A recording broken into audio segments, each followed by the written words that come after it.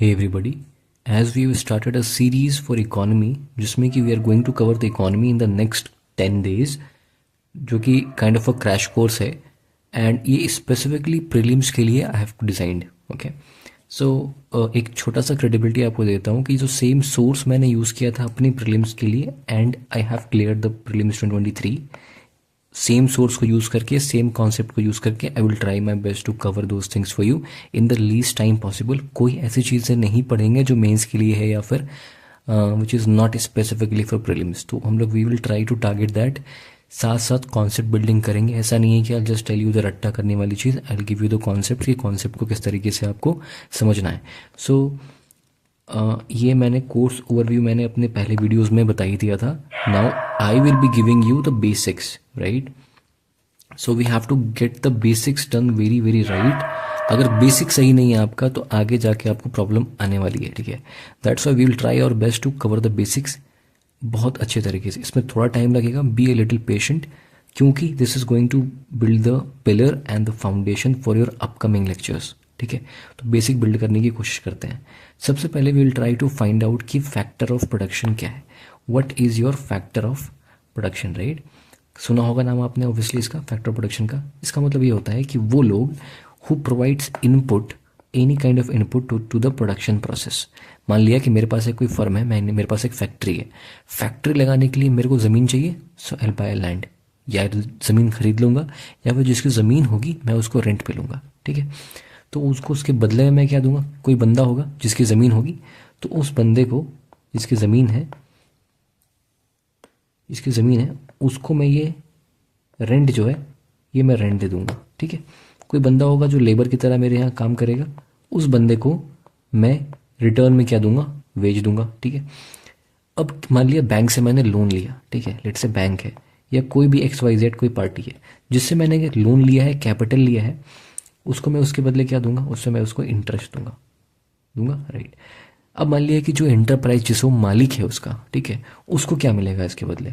तो जो मालिक है इसका उसको क्या मिलेगा? उसको जो कंपनी प्रॉफिट करेगी उसको प्रॉफिट मिलेगा। तो आपको ऐसा नहीं लगता कि जिस बंदे की लैंड थी उसको जो रेंट मिला है वो उसके लिए इनकम का सोर्स है, राइट? ओके।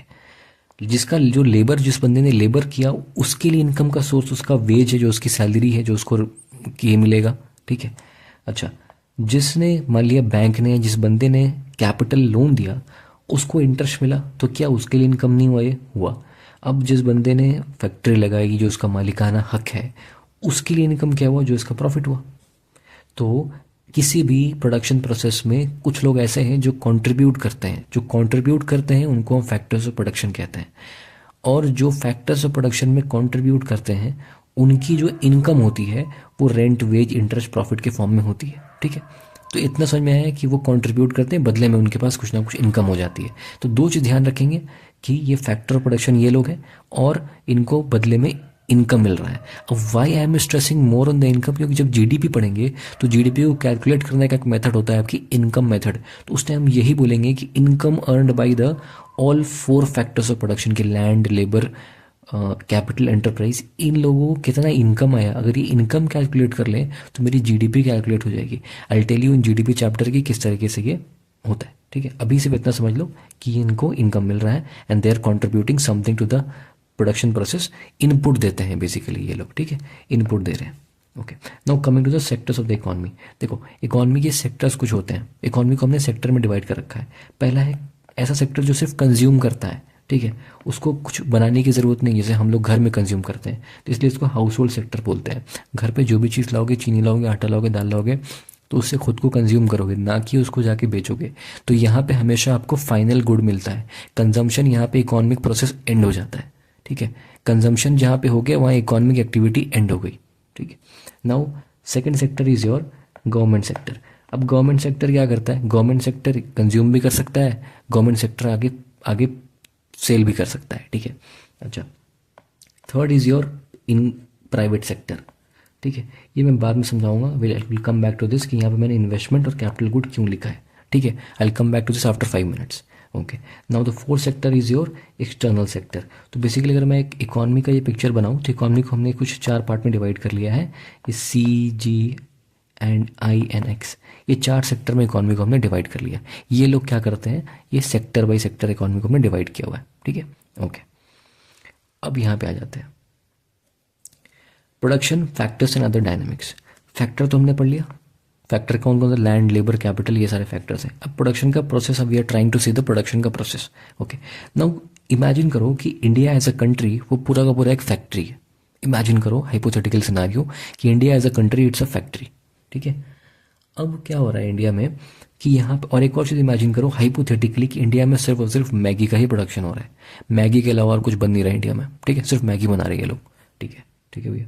अब इंडिया में जिस जगह पे मैगी बन रही है उसके लिए लैंड चाहिए होगा। मान लो कि वो लैंड किसी एक ही बंदे की है, ठीक है, okay, well and good.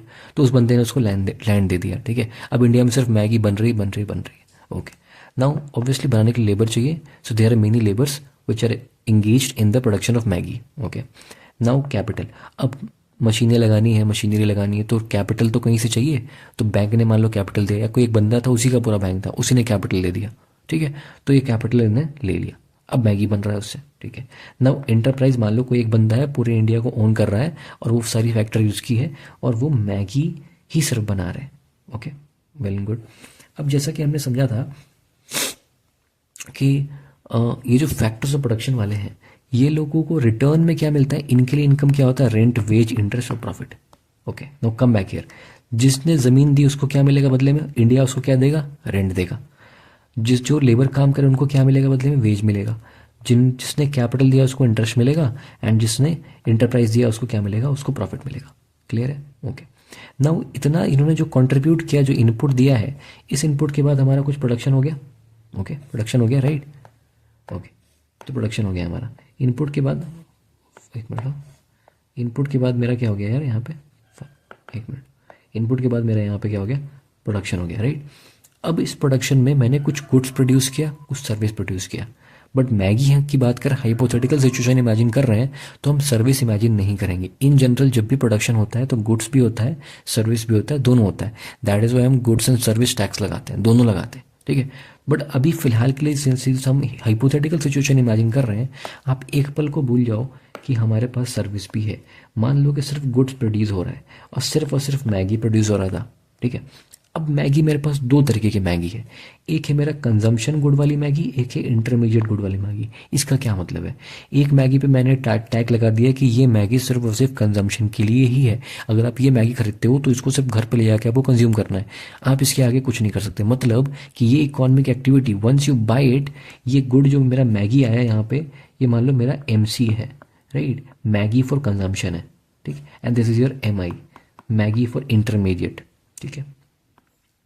Now this Maggi has to be consumed once you take it home. So this is what is your consumption good. अब इसको मोस्ट लाइकली कौन खरीदेगा, हाउस होल्ड सेक्टर खरीदेगा ना, हाउस होल्ड सेक्टर, ओके। अब intermediate good मतलब दूसरी तरीके की जो मैगी है, that is your intermediate good. Now what it means कि आप इस मैगी को यूज़ करके, may be you own a restaurant, may be you own a road side टपरी, राइट। तो आप इस मैगी को यूज़ करके you can cook something and you can sell it. 10 रुपये की मैगी, अगर 14 रुपये की मैगी खरीदी है, मैंने 40 रुपये में मैगी बेचा बनाकर। तो what I did, I added some value to it, and इस अब जाके यहाँ पे कंज्यूमर इसको कंज्यूम करेगा, एंड देन यहाँ पर जाके प्रोडक्शन एंड होगा। बट अगर मान लिया ये 14 रुपये की मैगी है और सीधा कस्टमर ने खरीद लिया और यहीं पर एंड हो गया ये प्रोसेस, समझ रहे हो, इकोनॉमिक प्रोसेस यहाँ पर एंड हो गया। तो अगर यहाँ पर एंड हो गया तो इस केस में ये मैगी जो थी कौन सी थी, कंजम्पशन गुड वाली मैगी थी। और ये अगर आगे बढ़ गया थोड़ा सा, एक लाइन और आगे बढ़ गया प्रोडक्शन में, आगे उसने और कुछ वैल्यू ऐड किया और आगे पास करके बना के कुछ फाइनल कंजम्पशन करके बेचा, तो इसने क्या करा, एक इकोनॉमी एक्टिविटी और ऐड कर दी। तो इस केस में हम क्या बोलेंगे, इंटरमीडिएट, क्योंकि बीच बीच में ये मैगी यूज़ हुई है, दो इकोनॉमिक प्रोसेस के बीच में यूज़ हुई है, ठीक है, एज एन इंटरमीडिएट यूज़ हुई है, इसलिए इसको हम इंटरमीडिएट गुड भी कहते हैं, राइट। समझ में आ गई बात, okay. Now coming to this, sorry यार, just a second, okay, I'm removing this because I have to send this, upload this in the description for your reference, ठीक है। नाउ कमिंग टू दिस, क्या होता है कि purchase, अब मान लो कि ये मैगी यहाँ से कंजम्पशन गुड भी हो गया, इंटरमीडिएट गुड भी हो गया, इसको परचेज कौन करेगा, कोई तो खरीदने वाला होगा। तो मैंने कहा ये कंजम्पशन वाला हाउस होल्ड कर सकता है, घर वाले खरीद सकते हैं। तो यहाँ पे ये मेरा C जो है, हमने यहाँ पढ़ा था कि जो C वाला किसको कहते हैं, सिंबल है फॉर हाउस होल्ड सेक्टर। तो ये हाउस होल्ड वाले मेरा खरीद सकते हैं, ठीक है। और कौन खरीद सकता है? कल को गवर्नमेंट आके नहीं कह सकती क्या कि मैगी मेरे को लोगों को मैगी फ्री में बांटना है, तो गवर्नमेंट आके खरीद सकती है, ठीक है। अब प्राइवेट इन्वेस्टमेंट वाला प्राइवेट सेक्टर है, कल को प्राइवेट सेक्टर आके नहीं कह सकता क्या कि हमें भी खरीदना है मैगी, हमें आगे कुछ प्रोडक्शन करना है, ये मैगी हमें लेके आपसे बेचना है, तो वो भी ले सकता है। अब कोई दूसरी कंट्री आके हमसे कह सकती है कि भाई मैगी हमको एक्सपोर्ट कर दो, वो भी कर सकते हैं हम, ठीक है। तो ये लोग खरीदेंगे finally. So these are the people who will buy it from us and they will do some expenditure, खर्च करेंगे। हम कोई गुड लेंगे तो पैसा भी तो देंगे, they give us money, so what they will do expenditure. तो ये जो सेक्टर ऑफ इकोनॉमी है ये क्या करता है? ये सेक्टर ऑफ इकोनॉमी जो है ये एक्सपेंडिचर करता है। ये यहाँ तक अभी अगर याद आ गया ना आपको, तो आपको जीडीपी समझने में प्रॉब्लम नहीं आएगी, ठीक है। तो इतना याद रखना कि जो सेक्टर ऑफ इकोनॉमी है ये क्या करता है? ये एक्सपेंडिचर करता है, राइट। और जो फैक्टर ऑफ प्रोडक्शन है ये क्या करता है? ये इनकम करता है। इसीलिए हम जब जीडीपी पढ़ेंगे तो हम पढ़ेंगे कि इनकम मेथड और एक्सपेंडिचर मेथड। जब एक्सपेंडिचर मेथड पढ़ेंगे तो हम क्या कहेंगे कि भैया खर्चा किसने किसने किया? तो खर्चा तो इसने किया है, घर वालों ने किया है, गवर्नमेंट ने किया है, प्राइवेट ने किया है, एक्सटर्नल ने किया है। इन्होंने जो खर्चा किया, और खर्च किस चीज़ में किया? खर्च किया है जो गुड्स एंड सर्विस बने हैं कंट्री में, ठीक है। अब अगर ये गुड्स एंड सर्विस बनने में खर्च कर रहे हैं और मेरे को जीडीपी निकालना, जीडीपी क्या है कि कितना गुड्स एंड सर्विस प्रोड्यूस हुआ, तो जो प्रोड्यूस हुआ उसको इन्होंने खरीद लिया है। तो किसी तरीके से मैं ये कैलकुलेट कर लूँ कि इन्होंने खर्चा कितना किया है, तो वही तो इक्वल ही होगा ना जितना गुड्स एंड सर्विस प्रोड्यूस हुआ है। जितना प्रोड्यूस हुआ इन्होंने खरीद लिया, तो इन्होंने जितना खर्चा किया है अगर मैं किस तरीके से ये फाइंड आउट कर पाऊँ तो I will be able to find out कि जीडीपी कितनी है कंट्री की। तो इसलिए इसलिए इसको एक्सपेंडिचर मेथड कहते हैं कि expenditure by the sectors of the economy, अगर मैं ये कैलकुलेट कर लूँ तो I will be able to find out what the GDP. On the other hand जो इनकम मेथड होता है वो कैसे कैलकुलेट होता है? जैसे फैक्टर ऑफ प्रोडक्शन है कि अब ये इन्होंने कंट्रीब्यूट किया, अब इनको जो बदले में मिला देंगे तो उतना ही ना जितना हम प्रोड्यूस करेंगे। तो इनका इनकम जितना हुआ, if we are able to calculate the income earned by the 4 factors of production then also we can calculate the GDP. इस जीडीपी के 2 मेथड्स हैं, income and expenditure. Third method भी है वैल्यूएटेड, वो हम बाद में पढ़ेंगे। ओके, नाउ यहाँ तक चीज़ें क्या क्लियर हुई कि हमारे पास फैक्टर प्रोडक्शन 4 है, सेक्टर ऑफ इकोनॉमी 4 है। फैक्टर प्रोडक्शन कंट्रीब्यूट करता है इकोनॉमी में, इनपुट देता है। सेक्टर ऑफ इकोनॉमी वो जो गुड्स एंड सर्विस प्रोड्यूस होती है उसको बाय करता है, परचेज करता है, एंड इन डूइंग सो वो एक्सपेंडिचर करता है, ठीक है। फैक्टर ऑफ प्रोडक्शन जो कंट्रीब्यूट करता है उसके बदले में उसको इनकम होता है, राइट। यहाँ तक ये क्लियर हो गया। और ये प्रोडक्शन पूरा का पूरा प्रोडक्शन प्रोसेस है। गुड्स एंड सर्विस प्रोड्यूस होता है। Goods can be of 2 types, consumption good जो कि फाइनल आप कंज्यूम करते हो, एंड हो जाती है इकोनॉमिक एक्टिविटी। दूसरा एक इंटरमीडिएट गुड जो कि आगे भी पास हो जाता है इकोनॉमिक प्रोसेस में, ठीक है। As an intermediate good use होता है, फिनिश गुड यूज नहीं होता, okay, right.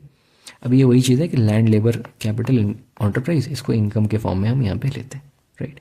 Now come here, it's very important part कि कैपिटल गुड और इन्वेस्टमेंट में क्या कनेक्शन है, right. Now understand this.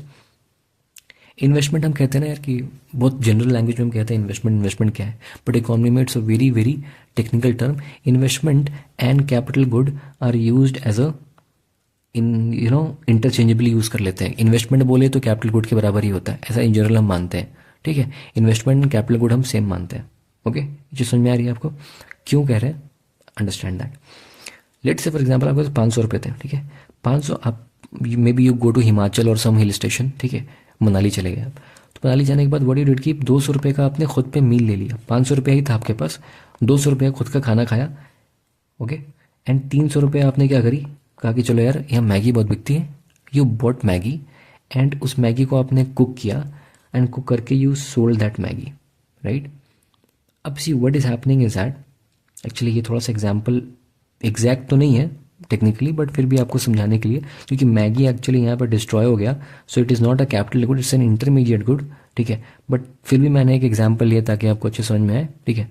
Later on I clear it, but ठीक है अभी के लिए इतना समझो आप कि इसने मैगी को लिया, ठीक है। अब मैगी लेके इसने कुक किया, कुक करके आगे बेच दिया। So what he did was कि he added some value in the Maggi and he did not consume the Maggi. So उससे सो क्या हुआ, कुछ प्रॉफिट हो गया, राइट।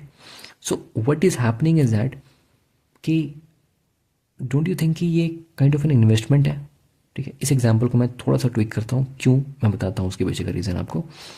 कि देखो यार, यहाँ पे ना उसके पहले हम इसको देख लेते हैं, कैपिटल गुड और इन्वेस्टमेंट, ठीक है, एंड सेविंग्स। मतलब क्या है कि कैपिटल गुड और इंटरमीडिएट गुड में एक छोटा सा स्लाइट डिफरेंस होता है, and which is a very very technical difference. मतलब क्या होता है ना कि कैपिटल गुड और इंटरमीडिएट गुड दोनों के दोनों बीच में ही यूज़ होते हैं, यहाँ तक तो सेम है, ठीक है। दोनों में डिफरेंस क्या है कि ये मैगी को हम कैपिटल गुड नहीं बोल सकते। मैं आपको बताता हूँ क्यों नहीं बोल सकते, ठीक है। ये एक टेक्निकल एरर है, ठीक है। क्यों नहीं बोल सकते मैं बताता हूँ।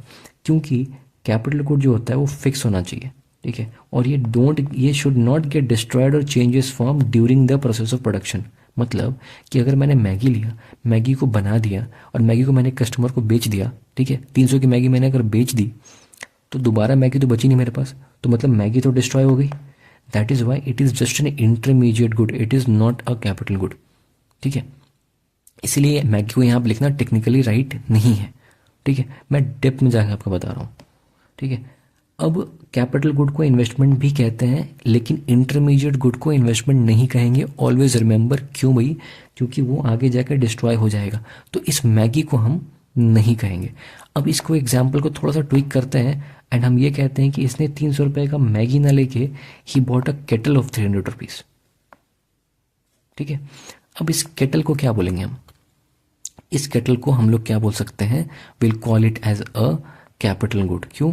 क्योंकि इस केटल में वो जितनी चाहे उतनी मैगी बना सकता है, and kettle will not be, kettle अपना फॉर्म चेंज नहीं करेगा, केटल केटल ही रहेगा, एंड केटल भी डिस्ट्रॉय भी नहीं होगा। इसलिए केटल को हम कैपिटल गुड करेंगे, क्योंकि इसको यूज़ करके आगे और प्रोडक्शन किया जा सकता है। सो कैन आई से कि it is a kind of an investment. क्यों? क्योंकि इस इन्वेस्टमेंट में जो कैपिटल गुड जिसने केटल लिया उससे और प्रोडक्शन होगा और पैसा बनेगा, इसलिए इसको हम इन्वेस्टमेंट कहेंगे, ठीक है। वेयर एज ये जो उसने 200 रुपये की मील खाई, खा के खत्म हो गया, तो इसको हम एक्सपेंडिचर कहेंगे। ये इसका खर्चा है, ना कि इसका इन्वेस्टमेंट है। तो एक्सपेंडिचर और इन्वेस्टमेंट में क्या फ़र्क हुआ? एक्सपेंडिचर मतलब कि कंजम्पशन हुआ, इकॉनमी एंड हो गई, इकॉनमिक एक्टिविटी एंड हो गई। वेयर एज इन्वेस्टमेंट से इकॉनमिक एक्टिविटी जस्ट स्टार्टेड, वो आगे जाके और कंटिन्यू होगी, ठीक है। इसीलिए हम क्या कहते हैं, इसलिए हम हमेशा ये कहते हैं कि जीडीपी के लिए capital good is very very important. क्यों? क्योंकि जितना कैपिटल गुड होगा, मान लो कि देयर आर मेनी ट्रैक्टर्स, जितने ज़्यादा ट्रैक्टर होंगे, जितने ज़्यादा ट्रैक्टर होंगे उतना ज़्यादा प्रोडक्शन होगा, राइट। उतना ज़्यादा प्रोडक्शन होगा, जितना ज़्यादा प्रोडक्शन होगा उतना ही मेरा जीडीपी बढ़ेगा। जीडीपी होता क्या है? ग्रॉस डोमेस्टिक प्रोडक्ट, कि टोटल प्रोडक्शन कितना हुआ, तो प्रोडक्शन ही तो है बेसिकली। तो ज़्यादा कैपिटल गुड मतलब मोर प्रोडक्शन। तो एक चीज़ हमेशा याद रखना, रिमेंबर दिस, कि जो कैपिटल गुड होता है, कैपिटल गुड अगर बढ़ेगा तो जीडीपी भी बढ़ेगी। क्यों बढ़ेगा? क्योंकि प्रोडक्शन मेरा बढ़ रहा है, because production is increasing, right. तो इस इक्वेशन को ध्यान रखना, इंपॉर्टेंट इक्वेशन है, ओके ओके। सो यहाँ तक क्या क्लियर हुआ कि कैपिटल गुड और इन्वेस्टमेंट में क्या डिफरेंस है? कोई डिफरेंस है, दोनों को इंटरचेंजेबली हम यूज़ कर सकते हैं, बिकॉज जितना इन्वेस्टमेंट हम करेंगे वो कैपिटल गुड ही होगा, ठीक है। क्योंकि अगर मान लिया कि मैं इसको एक एग्जाम्पल से और क्लियर करता हूँ आपको, ठीक है। ये कैपिटल गुड, इन्वेस्टमेंट और सेविंग के बीच में क्वेश्चंस आर बीइंग आस्क्ड, और इस पे क्वेश्चन बहुत कंसेप्चुअल क्वेश्चन बनता है, and often students get confuse in this, ठीक है। तो पहले समझो इसको, क्या होता है। जैसे फॉर एग्जाम्पल सेविंग क्या है? मेरे पास पैसे हैं, मैंने बैग में डाल दिए, वो सेविंग हो गया मेरा, ठीक है। अब बैंक ने क्या किया? बैंक ने आपको किसी को लोन दिया, ठीक है। उस लोन से मैंने क्या किया? मैंने ट्रैक्टर्स खरीद लिए, या फिर कुछ ऐसी चीज़ खरीद ली जो जिससे मेरा फर्दर प्रोडक्शन बढ़ सके। मैंने मशीनरी खरीद ली, ठीक है। मैंने फैक्ट्री सेटअप करी, मशीनरी खरीद ली। उस मशीनरी को यूज़ करके मैंने फर्दर मीन्स ऑफ प्रोडक्शन को मैंने आगे बढ़ाया, जिससे मेरा प्रोडक्शन बढ़ा, मेरी जीडीपी बढ़ी, ठीक है। तो इसीलिए ऐसा कहते हैं, इसलिए हम लोग, गवर्नमेंट हमें ये कहते हैं कि इनकरेज करती है कि अपनी बैंकिंग हैबिट्स को बढ़ाइए। वाई? बिकॉज बैंकिंग हैबिट बढ़ेगी तो people will start saving more in the banks. If bank have more money then bank will start lending more money. If the companies will lend more money from the bank, they will buy more capital goods, and more capital goods मतलब कि more investment, more capital good, more capital good मतलब more production मतलब कि GDP में increase होगा, ठीक है। इसीलिए हम सेविंग्स को इंक्रीज करना चाहते हैं, that is why. So what is the relation between savings, investment and capital goods? कि सेविंग अगर ज़्यादा है तो बैंक के पास पैसे ज़्यादा, बैंक के पास पैसे ज़्यादा मतलब कि इन्वेस्टमेंट ज़्यादा, इन्वेस्टमेंट ज़्यादा तो मतलब investment is equal to capital good, क्योंकि जितना इन्वेस्टमेंट होगा उतना ही कैपिटल गुड खरीदेंगे हम। और क्योंकि पैसा मैंने जो खर्च किया, अगर वो कैपिटल गुड नहीं खरीदा है तो उसको इन्वेस्टमेंट नहीं बोलेंगे, उसको एक्सपेंडिचर बोलेंगे। समझ आ रही बात? मान लो कि बैंक ने 400 करोड़ रुपए दिए, उस 400 करोड़ में से उसने 100 करोड़ का इंटरमीडिएट गुड खरीद लिया और 300 करोड़ का उसने कैपिटल गुड खरीदा, तो बताओ इन्वेस्टमेंट क्या होगा? इन्वेस्टमेंट 300 करोड़ ही होगा, क्योंकि जितने का कैपिटल गुड है उतनी को इन्वेस्टमेंट मानेंगे। बाकी का 100 करोड़ जो से इंटरमीडिएट लिया है उसको हम क्या बोलेंगे? उसको हम एक्सपेंडिचर के फॉर्म में काउंट करेंगे, क्योंकि वो ज़रूरी नहीं है कि वो आगे फर्दर मीन्स प्रोडक्शन में यूज़ हो। कैपिटल का मतलब है कि वो आगे यूज़ हो रहा है and it is contributing to the economy more and more in with every cycle of production. ठीक है, इसीलिए हम उसको क्या कहते हैं, हमेशा याद रखना कि जब भी इन्वेस्टमेंट की बात हो, investment and capital good are use synonymously, interchange करके यूज़ करते हैं। क्यों करते हैं? क्योंकि उसी चीज़ को इन्वेस्टमेंट बोलेंगे जो कैपिटल गुड हुआ। क्यों कैपिटल गुड हुआ? कैपिटल गुड क्योंकि बाकी बार बार यूज़ हो सकता है प्रोडक्शन में। Right, got it, clear. Saving ज़्यादा, बैंक के पास पैसे ज़्यादा, पैसे ज़्यादा तो इन्वेस्टमेंट ज़्यादा, इन्वेस्टमेंट ज़्यादा तो कैपिटल गुड ज़्यादा, कैपिटल गुड ज़्यादा तो प्रोडक्शन ज़्यादा, प्रोडक्शन ज़्यादा तो भाई जीडीपी ज़्यादा। इसलिए हम सेविंग को इनकरेज करते हैं। बहुत बार बता दिया मैंने and I hope this is very very clear to you. Right, now this capital good and investment we already talked about it, कि दोनों को हम इंटरचेंजेबली यूज़ करते हैं, क्योंकि कैपिटल गुड और इन्वेस्टमेंट हम लोग कहीं लिखा हो आपको समझाना है। Right, now coming to the productivity and ICOR। Productivity का क्या मतलब होता है? इन जनरल प्रोडक्टिविटी का मतलब होता है your output upon input. Right, कि किसी कोई चीज़ का प्रोडक्टिविटी कितना ज़्यादा है, तो कितना आउटपुट निकला और कितना मैंने इनपुट दिया था, कितना मैं निकाल पाया और कितना मैंने दिया था, इसके रेशियो को हम क्या बोलते हैं? प्रोडक्टिविटी। ठीक है, मान लो कि मैं 20 रुपये मान लो मैं ना, फॉर एग्जाम्पल मैं 150 रुपये निकाल पाया और मेरा इनपुट जो था, मैंने 100 रुपये के इन्वेस्टमेंट से 150 रुपये निकाल पाया मैं, तो मेरा प्रोडक्टिविटी कितना हो गया? इट्स लाइक कि 1.5। राइट, 1.5 इज मेरी productivity, that is greater than 1। ठीक है, तो मतलब क्या हुआ मेरा, ये आउटपुट अपॉन इनपुट का जो रेशियो है, आउटपुट अपॉन इनपुट का जो रेशियो है, इट इज़ ग्रेटर देन 1। मतलब मेरा, अगर इसको मैं इधर लेके जाऊँ, इसको इधर लेके जाऊँ, तो मेरा आउटपुट क्या हो गया? इनपुट से ज़्यादा हो गया। तो जितना मैंने डाला था उससे ज़्यादा मैंने कमा लिया, दैट इज, इसको क्या बोलूँगा मैं? प्रोडक्टिविटी मेरी हाई है। एक से ज़्यादा है प्रोडक्टिविटी मेरी हाई है। Right, okay. Now coming to the ICOR। ICOR क्या होता है पहले ये समझो, इसको बोलते हैं क्या? उसके पहले एक और चीज़ समझो, प्रोडक्टिविटी के बाद एक और चीज़ होती है, उसको कहते हैं मार्जिनल प्रोडक्टिविटी। ठीक है, इसका क्या मतलब है? इसका मतलब है कि change in output divide by change in input. मतलब कि अगर मैं अपने आउटपुट को, ठीक है, किसी यूनिट से चेंज करूं तो मेरे इनपुट में क्या डिफरेंस आएगा? ठीक है, मतलब कि आउटपुट और इनपुट में क्या डिफरेंस है मेरा, इंक्रीज, इसको क्या बोलते हैं ना कि मार्जिनल क्या इंक्रीज हुआ। आप समझ रहे हो मैं क्या बोल रहा हूँ? कि अगर मैं अपने, लेट से फॉर एग्जांपल, अपने इनपुट को मान लो मैंने फर्टिलाइजर ज़्यादा डाला है, उससे मेरी प्रोडक्शन ज़्यादा हो गई।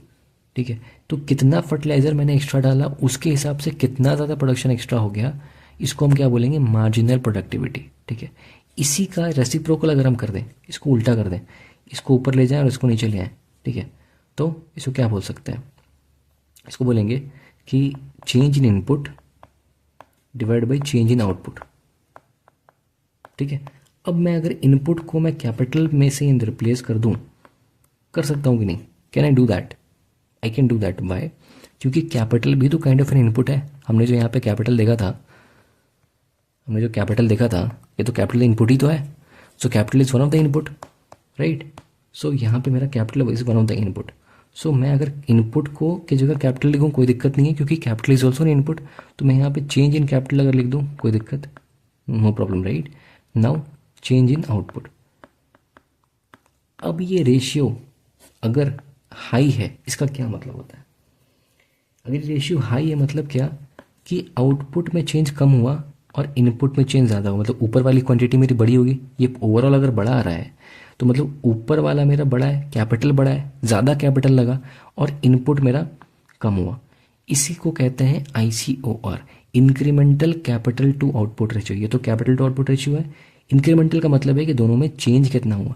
कि अगर मान लो मैंने कैपिटल को, मैंने 5 लाख रुपया कैपिटल था मेरा, मैंने उसको 1 लाख एक्स्ट्रा कर दिया, तो उस एक लाख एक्स्ट्रा करने से, इस मान लो कि मेरा 5 लाख रुपए का कैपिटल पहले था, तो 5 लाख में ना मेरा 10 लाख का आउटपुट हो रहा था। ठीक है, 5 लाख के कैपिटल पे 10 लाख का आउटपुट हो रहा था। अब मैंने क्या किया, 5 में 1 ऐड कर दिया, 1 लाख मैंने इसमें ऐड कर दिया। इसको ऐड करने के बाद मेरा ये जो कैपिटल हुआ ना, ये 12 लाख रुपए का हुआ। ठीक है, ये आउटपुट हुआ 12 लाख रुपए का हुआ। अब मैं अगर यहाँ से ICOR कैलकुलेट करना चाहूँ तो मैं कैसे करूँगा कैलकुलेट, देखना।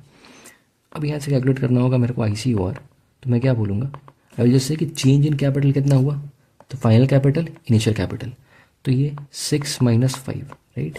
अब चेंज इन आउटपुट कितना हुआ, तो final output is 12 lakh, initial output is 10 lakhs, that is 1/2.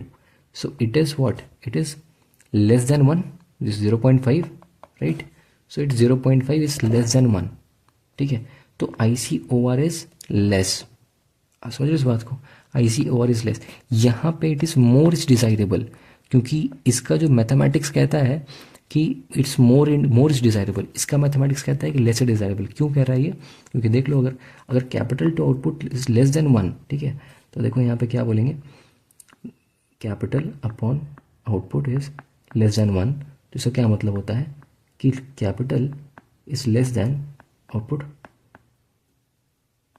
समझ लो कि कैपिटल कम लगा है और आउटपुट ज़्यादा आ गया, तो यही तो हम चाहते हैं कि कम इनपुट लगे, कम इन्वेस्टमेंट हो और मेरा आउटपुट ज़्यादा आ जाए, यही तो हमारा गोल होता है ना। तो इस चीज़ को बोलते हैं क्या कि इफ़िशियंसी ज़्यादा है मेरे फर्म की, कि अगर मेरा ICOR कम है तो मेरा फर्म ज़्यादा इफ़िशियंट है, कि मैं कम कैपिटल में भी ज़्यादा आउटपुट निकाल पा रहा हूँ। तो यहाँ से एग्जाम के लिए क्या ध्यान रखना है कि किसी भी फर्म के बारे में, अब देखना है एग्जाम के लिए क्या रखना है कि किसी भी फर्म की प्रोडक्टिविटी हाई होनी चाहिए। डिज़ायरेबल क्या है कि प्रोडक्टिविटी मैक्सिमम हो, मतलब ज़्यादा हो, ठीक है, पहली चीज़। दूसरी चीज़ क्या है कि जो ICOR है वो मिनिमम हो, मतलब कि लेस हो, डिज़ायरेबल है। डिज़ायरेबल क्या है, प्रोडक्टिविटी ज़्यादा डिज़ायरेबल है, ICOR लेस डिज़ायरेबल। दोनों एक दूसरे का उल्टा है, क्योंकि हमने इसको रेसिप्रोकली तो किया है, तो याद भी रखना है, तो ऐसे याद रखो यार कि दोनों को रेसिप्रोकली तो किया है, और मैथमेटिकली तो मैंने बता दिया ग्रेटर देन 1 लेस देन 1 वाला, ठीक है। This is what is your ICOR, incremental capital to output ratio. अब देखो किसी भी इकॉनमी में ICOR लेस इज डिज़ायरेबल। हमारी इकॉनमी के साथ प्रॉब्लम क्या है कि हमारा ICOR ज़्यादा है, इंडियन इकॉनमी की का ICOR हाई है। क्यों हाई है, क्योंकि हमारे यहाँ टेक्नोलॉजी ज़्यादा नहीं है, इसीलिए हमें ज़्यादा कैपिटल लगता है, ज़्यादा मशीनें लगानी पड़ती हैं। हमारी एफिशिएंसी कम है इकॉनमी की, इसलिए हमें ज़्यादा कैपिटल लाते हैं, तब जाके थोड़ा सा आउटपुट इंक्रीज होता है। इस बात को समझ रहे हो आप कि कितना मेरे को incremental capital to output ratio का मतलब हुआ कि कैपिटल और आउटपुट में कितना मेरे को कैपिटल बढ़ाना पड़ा कि मेरा आउटपुट इंक्रीज हो, दोनों एक दूसरे के प्रोपोर्शन में कितना इंक्रीज हो। तो लेस डिज़ायरेबल, क्योंकि लेस कैपिटल डालो अब ज़्यादा आउटपुट निकालो, ये डिज़ायरेबल चीज़ है। बट हमारे साथ क्या है कि हमें ज़्यादा कैपिटल डालना पड़ता है, तब जाके थोड़ा बहुत आउटपुट निकलता है, ठीक है। तो ICOR लेस इज डिज़ायरेबल, ये स्टेटमेंट आया हुआ है प्रीलिम्स में, एक बार और पूछा हुआ है कि ICOR से रिलेटेड पूछे हुआ है प्रीलिम्स में, तो it can be asked in the exam कि ICOR less is desirable, yes less is desirable, whereas productivity ज़्यादा से ज़्यादा हो वो डिज़ायरेबल है। दोनों एक दूसरे का एंटी है, उल्टा है, ठीक है। So with this will be finishing our basic lecture, that is lecture number 1, and till then I would wish you god speed, and इसको रिवाइज कर लेना, इसके नोट्स जो है वो अपलोड कर दूंगा मैं, एंड इसको एक बार फिर से go through it, and these concept will be repeated again and again, और दिमाग में आएगा ऑफ कोर्स कुछ mistakes if I have, so I apologize in advance, क्योंकि I am trying to give my best, but यार human error तो होता है, इट्स वेरी नॉर्मल। बट अगर कुछ है तो let me know in the comments, and या I wish you all the best. So I see you in the next lecture, okay, bye bye.